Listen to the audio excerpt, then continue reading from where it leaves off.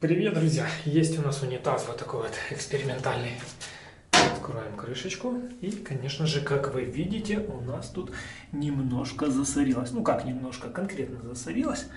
Посмотрите. Ну, в общем, обычным ёршиком это все дело не очищается. Довольно уже такой осадок на стенках серьезный.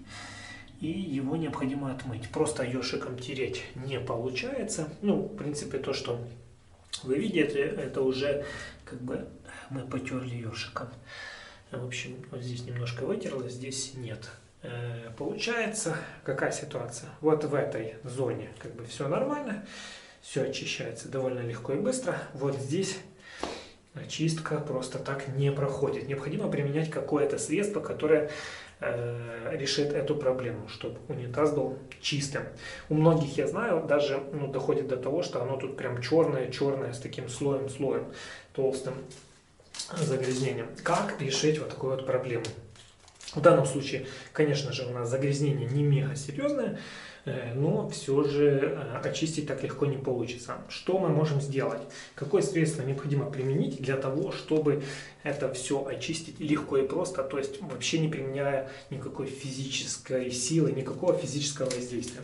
Я, в общем, расскажу. Средство очень простое, копеечное. Это у нас обычная лимонная кислота. Тут у меня пачка 25 грамм.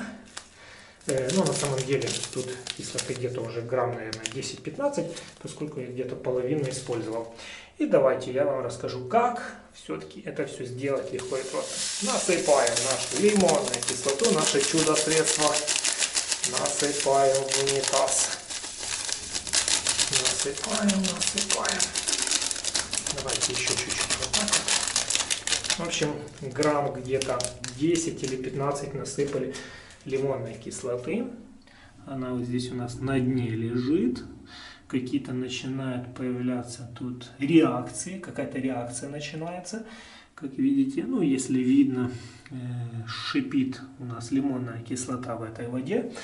В общем, просто насыпали. Оставляем унитаз. Ну, давайте оставим на 15 минут. Подождем. И через 15 минут вернемся. Посмотрим, что получится с вот этой лимонной кислоты вот здесь вот в воде. Итак, что мы имеем по истечении 15 минут?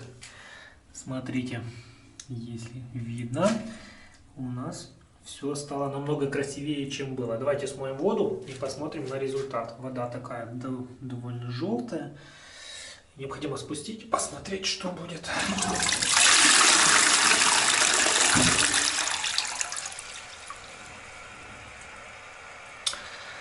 И что мы видим? Налет стал намного меньше, чем был, но, к сожалению, он немного остался. Все-таки не идеально чистый унитаз.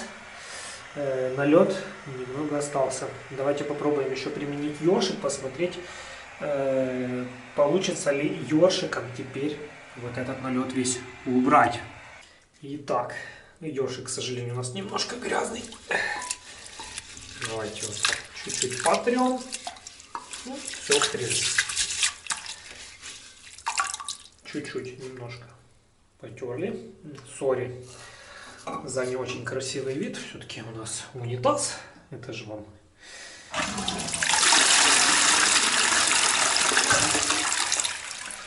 Еще раз смываем и смотрим на результат. Та-да-да-да!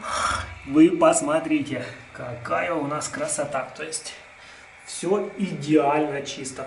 Полностью все вымылось. Я просто немножечко ёршиком протер, пришелся и снял вот этот налет. Он очень легко снимается. Необходимо просто разочек пройтись ёршиком и все чудненько. Ну, как видите, вот там чуть-чуть дальше из загрязнения. Необходимо туда залезть ёршиком. Разочек так пройтись, и все будет окей. В общем, метод реально действующий, метод очень простой, метод копеечный. И все, по сути, занимает 15 минут без лишних телодвижений. Все, спасибо вам за внимание.